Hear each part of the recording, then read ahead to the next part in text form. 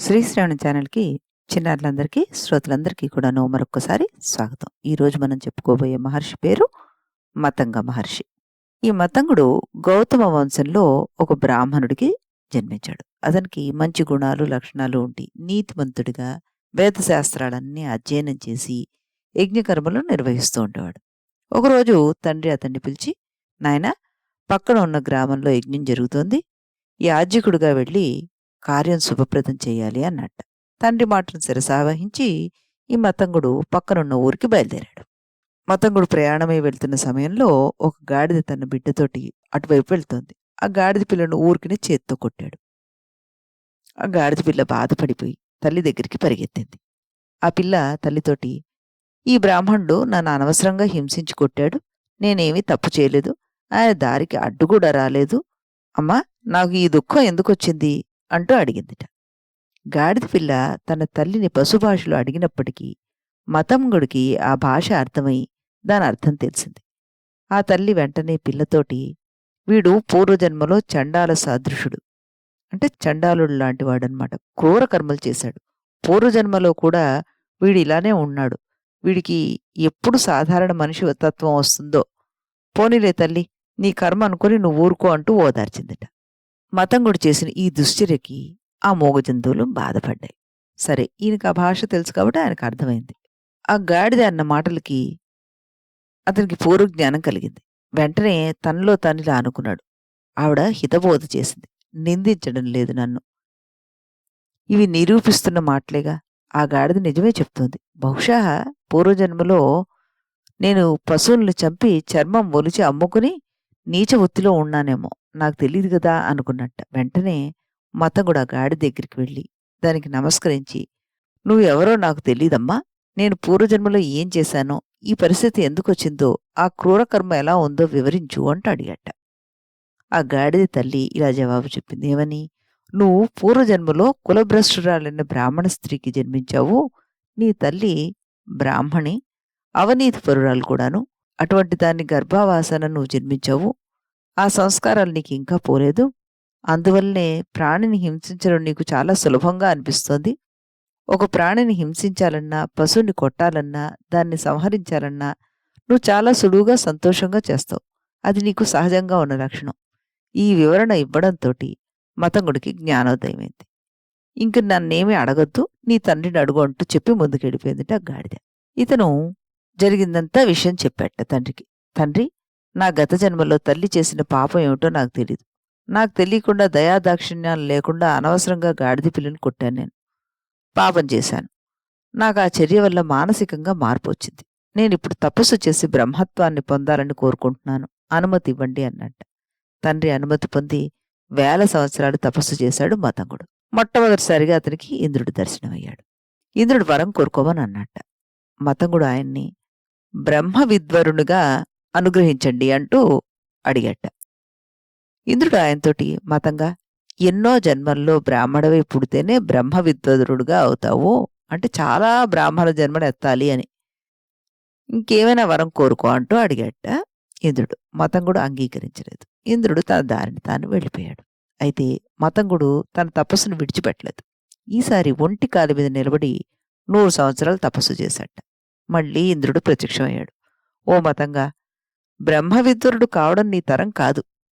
ఇంతకు 100 రెట్లు తపస్సు చేస్తే చండాలుడు, శూద్రుడైన వాడి జన్మ ఎత్తుతావు. దానికి అధికంగా ఇంకో 100 రెట్లు తపస్సు చేస్తే శూద్రుడు నుంచి వైశ్యుడికవుతావు. దాని నుంచి 1000 రెట్లు తపస్సు చేస్తే నువ్వు క్షత్రియుడు అవుతావు. దానికి 10,000 రెట్లు అధికంగా తపస్సు చేస్తే ఆ క్షత్రియుడు బ్రాహ్మణుడుగా అవుతాడు. జీవలక్షణం నీలో ప్రవేశిస్తుంది. ఆ 10,000 రెట్లు తపస్సు చేస్తే సామాన్య బ్రాహ్మణ లక్షణం నీకొస్తుందయ్యా. ఆ బ్రాహ్మణ లక్షణం అంటే సత్యగుణంతో కలిసి ఉన్నది అని అర్థం. కాబట్టి ఇప్పుడు నీలో ఉన్న దౌర్బ్రాహ్మణ్య లక్షణం పోవాలి. పూర్వజన్మలో చేసిన పాప పనుల వల్ల నీ జీవలక్షణంలో చండాలత్వం ఉంది. అది నీలో ఇంకా పోవాలంటే చిరకాల తపస్సు చేయాలి నువ్వు" అన్నట్ట. ఇంకా ఒంటికాలు మీద మతంగుడు తపస్సు కొనసాగిస్తున్నాడు. మళ్ళా ఇంద్రుడు ప్రత్యక్షమయ్యాడు. "బ్రహ్మ విద్వరుడివి కావడం నీ తరం కాదు. నీ తపస్సు చాలించు. కాకపోతే ఇన్ని రోజులు తపస్సు చేసావు కాబట్టి నీకు వరం ఇస్తాను. ఉత్తమమైన బ్రాహ్మణ లక్షణములు సత్యము, శౌచము, ధనం మీద ఆశ లేకుండా ఉండడం, అపరిగ్రహము మొదలైనవి కలిగినటువంటి బ్రాహ్మణ జన్మ ఉత్తర జన్మలో ఇస్తాను నీకు. ఆ జన్మలో నీ తపస్సు ఫలిస్తుంది. అప్పుడు నీకు జ్ఞానం కలుగుతుంది. నువ్వు బ్రాహ్మణుడు అవుతావు. నిదానంగా బ్రహ్మజ్ఞానం కలుగుతుంది అని చెప్పి వెళ్ళిపోయాట. ఇంద్రుడి వరం సిద్ధించాలంటే ఈ జన్మ గడవాలి. కాబట్టి మిగిలిన జీవితం అంతా తపస్సులో గడిపాడు ఈ మతంగుడు. వివాహం చేసుకున్నాడు. ఓ కొడుకు పుట్టాడు. అతని పేరు ప్రసన్నుడు. గృహస్థాశ్రమంలో ఉన్న మతంగుడు తపస్సు చేస్తూనే ఉన్నాడు. పట్టుదలతో అనుకున్న లక్ష్యాన్ని సాధించే వరకు తపస్సు చేయాల్సిందని నిర్ణయించుకున్నాడు అతడు. ఇక్కడ మనం నేర్చుకోవాల్సింది ముఖ్యంగా ఏంటి అంటే, మతంగుడు మాదిరిగా అనుకున్న లక్ష్యం సాధించే వరకు వారి వృత్తిని, విద్యను, సత్కార్యాన్ని తపస్సుగా భావించి తదేక దీక్షతోటి సత్ఫలితాలను పొందాలని ప్రతిజ్ఞ చేసుకోవాలి. మహర్షులు నడిచిన మార్గంలో మానవాళి నడవాలని భావించాలి మనం ఇక్కడ.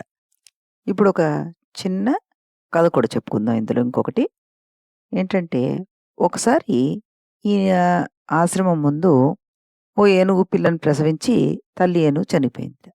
ఆ ఏనుగు పిల్లను చూసి దయ కలిగి తన ఆశ్రమానికి తీసుకొచ్చి జాగ్రత్తగా పెంచుకున్నాడు ఈయన. ఆ ఏనుగు కూడాను చక్కగా ఇతనితో పాటు కలిసిమెలిసి ఉండిపోయింది. ఇద్దరి మధ్య స్నేహబంధాలు పెరిగిపోయాయి. అది ఆశ్రమాన్ని కాపలా కాస్తూ ఉండేది. ఆయన తపస్సులో ఉన్నప్పుడు భంగం కలగకుండా చూసుకుంటూ ఉండేది. ఇవన్నీ చూసిన తర్వాత ఆయనకి దాని మీద పుత్రోత్సాహం వచ్చేసింది. ఆ ఏనుగు పిల్లపై ఆయనకు కలిగిన వాత్సల్యాన్ని గమనించాడు ఇంద్రుడు. ఒకరోజు క్షత్రియ వేషం వేసుకుని ఆయన దగ్గరికి వచ్చి, మహాత్మా, నువ్వు పెంచుకొని మంచి శిక్షణ ఇస్తున్న ఏనుగుని నాకు ఇచ్చేయి. నా దగ్గర క్షేమంగా ఉంటుంది. నేను రాజును.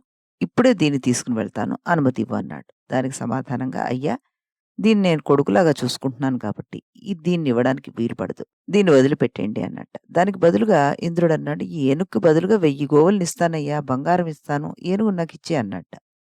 మతంగ మహర్షి వెంటనే, నాకు అవి ఏమిటో, ఎందుకు ఇస్తున్నావు అంటున్నావు నాకు తెలీదు. అవే అవసరమైతే ఈ ఏనుగు కూడా నాకు అవసరమే కదా. అందువల్ల ఏనుగు అసలు ఇవ్వను అన్నట్ట.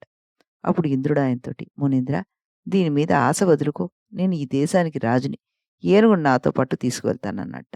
ఈ ఏనుగుకి మతంగుడికి ఎందుకు అసలు అంత వాత్సల్యం? ఆ యుగాల్లో వన్యమృగాలు శత్రుత్వాన్ని మరిచి స్నేహంతో సంచరిస్తుండే.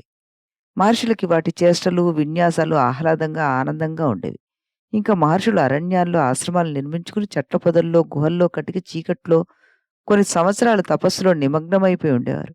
వారి శరీరంపై నుండి చీమలు పాకేవి, పావులు పాకేవి, వన్యమృగాలు సమీపంలో నిద్రించేవి. భయంకరమైన పక్షులు కూడా వింత అరుపులు, శబ్దాలు చేస్తూ భయకంపితులు చేసేవి. కానీ మహర్షుల జోలికి వెళ్లేవే కావవి. మహర్షులను అవి ప్రేమించాయి, గౌరవించాయి. వారితో సహజీవనం చేసి సంచరించేవిట. ఈ విధంగా ఏనుగు బాల్యం నుంచి కూడాను మతంగుడితోటి వాత్సల్యాన్ని పెంచుకుంది. ఆయనకి ఒక రక్షక భటుడుగా వెన్నంటి ఉండేదది. అటువంటి ఏనుగుని మతంగుడు వదులుకుంటాడా మరి? ఏనుగుకిని ఈ మతంగ మహర్షికి విడదీయరాని బంధం ఏర్పడిపోయింది. పుణ్యమూర్తులు సంతోషం పొందే పాపాత్ములు శిక్షలు పొందే యమలోకానికి వెళ్ళు, ఆ ఏనుగును అక్కడ ఇస్తానన్నట్ట మతంగ మహర్షి ఇంద్రుడితోటి. క్షత్రియ వేషధారణలో ఉన్న ఇంద్రుడితోటి అలా అనేసరికి అది ఒక శాపంలాగా అయింది. కోపంతో యముడి దగ్గరికి పద, ఇస్తానన్నట్ట. వెంటనే ఇంద్రుడు యముడి దగ్గరికి నాస్తికులు, పాపాత్ములు వెళ్తారు, నేను అక్కడికి రానన్నట్ట. తర్వాత వారిద్దరి మధ్య సంభాషణ జరిగింది. ఆ ఏనుగు పిల్ల కోసం మతంగ మహర్షి ఎన్నో పవిత్ర స్థలాలను చెప్పి అక్కడికి రమ్మన్నాడు. క్షత్రియ రూపంలో ఉన్న ఇంద్రుణ్ణి అలా అనేసరికలా ఏ స్థలంలోనూ, ఏ ప్రదేశంలోనూ, ఏ తీర్థంలోనూ రావడానికి ఇంద్రుడు అంగీకరించలేదు. చివరిగా మతంగ మహర్షి, బ్రహ్మలోకానికి వస్తావా అని అడిగాడు ఇంద్రుణ్ణి. వెంటనే ఇంద్రుడు, విరాగులు, వ్రతదీక్షాపరులు, కృతపుణ్యులు, జ్ఞానులు ఉండే లోకం అది, అక్కడికి నేనెట్లా రాగలను అన్నట్ట. ఈ విధంగా మతంగ మహర్షి రమ్మన్న ప్రతి ప్రదేశానికి ఇంద్రుడు రానన్నాడు. అప్పుడు ఆయన ఇంద్రుడితోటి, సరే, ఇప్పుడు తెలిసింది నువ్వు రాజపుత్రుడు కాదు, ఆ రూపంలో వచ్చిన ఇంద్రుడివి. ఎందుకు నా దగ్గరికి ఈ రూపంలో వచ్చావు? ఎందుకు ఇన్ని ప్రశ్నలు వేశావు అంటూ అడిగట. ఇంద్రుడు నిజ రూపంలో ప్రత్యక్షమై, మతంగ మహర్షి, నీకేం కావాలో అడుగు అన్నట్ట. నేనేం అడుగుతాను? నువ్వు ఒక ఏనుగు పిల్లను కావాలని కోరుకున్నావు. దాన్ని నా దగ్గర నుంచి వేరు చేయొద్దు. కరుణ హృదయంతో దాన్ని విడిచిపెట్టు అన్నట్ట మతంగుడు. అప్పుడు ఇంద్రుడు ఆ ఋషితోటి, ఏమిటి నువ్వు ఇంత అమాయకుడివి? ఇంత పరీక్ష చేసి నేనెవరో తెలుసుకున్నవాడివి. నీకు ఇంకా ఏనుగు కావాలా? ఇది తెలుసుకోలేవా? నిన్ను పరీక్ష చేయడానికి నేనొచ్చాను. రహస్యంగా నిగూఢంగా ఉన్న ఎవ్వరూ గుర్తించలేరు. నువ్వు గుర్తించావు. అదే నీ మహిమ. నీ తపస్సుకు ప్రతిఫలంగా నీకు, నీ ఏనుగుకి స్వర్గంలో సుఖాన్నిస్తాను. ఆ ఏనుగు నీకు పుత్ర సమానుడు గదా! స్వర్గానికి వచ్చి సుఖంగా, ఆనందంగా ఉండండి అన్నాడు ఇంద్రుడు. ఆ రకంగా ఆ తపశక్తి సత్ఫలితాన్నిచ్చింది ఆయనకి. మతంగ మహర్షి వల్ల ఆ ఏనుగు కూడా స్వర్గానికి వెళ్ళే అదృష్టం వచ్చింది. ఏ జీవి అయినా మహర్షులతోటి వాత్సల్యంతోటి సత్సంబంధాలు పెంచుకొని విశ్వాసంతోటి సేవ చేస్తే ఏనుగులాగా స్వర్గానికి వెళ్ళొచ్చు. వెంటనే ఇంద్రుడి దివ్య విమానం అక్కడికొచ్చింది. ఏనుగుని ముందు రథంలోకి ఎక్కించి తర్వాత తాను అధిరోహించట. వాళ్ళిద్దరిని ఇంద్రలోకానికి తీసుకుని వెళ్ళాడు. అక్కడ చిరకాలం సుఖం అనుభవించాడు మతంగుడు. తర్వాత జన్మలో జ్ఞాని అయి పుట్టాడు. మహర్షులు అతీంద్రియ శక్తులు. వారు సత్యమే చెప్తారు కాబట్టి వారు మహాత్ములే. సత్యమే బ్రహ్మవస్తువు, సత్యమే జ్ఞానము, సత్యమే పరతత్వము, సత్యమే పరమేశ్వరుడు, సత్యమే శాశ్వతమైన వస్తువు. సత్యం కానటువంటి వస్తువు అసత్ అసలు లేనే లేదు. ఎల్లకాలము అది అనిత్యము. అనిత్యమైన వస్తువు ఎప్పుడూ సత్యము కాదు. మహర్షులు దీన్ని ఆ విధంగా ప్రకటిస్తూ ఉంటారు మనకి. సత్యానికి దారి తెలుసుకోవడానికి ఉత్తమమైన మార్గం వైదిక, ధార్మిక, స్వధర్మ నిర్వహణ. అటువంటి సన్మార్గమే సత్వగుణ ప్రాధాన్యత కలిగిన మార్గమని భారతీయ సంప్రదాయం నొక్కి చెప్తోంది మనకి. త్రేతాయుగంలో శ్రీరాముడు తన జీవితాంతము సత్యధర్మాన్నే పాలిస్తూ వచ్చాడు. అందుకే ఆయనకి రామో విగ్రహవాన్ ధర్మః అని పేరొచ్చింది. ద్వాపరయుగంలో ధర్మరాజు సత్యధర్మాన్ని తూచా తప్పకుండా ఆచరిస్తూ తన తమ్ముళ్ళను సత్యధర్మ మార్గంలోనే నడిపించాడు ఆయన. లోకానికి సత్యము, ధర్మాలే ముక్తికి మార్గమని, వాటిని నిష్ఠతో ఆచరించాలని ఈ మహర్షులందరూ మనకి సన్మార్గాన్ని చూపించారనమాట. మళ్ళీ మనం రేపు మరొక మహర్షి గురించి చెప్పుకుందాం. అంతవరకు సెలవు.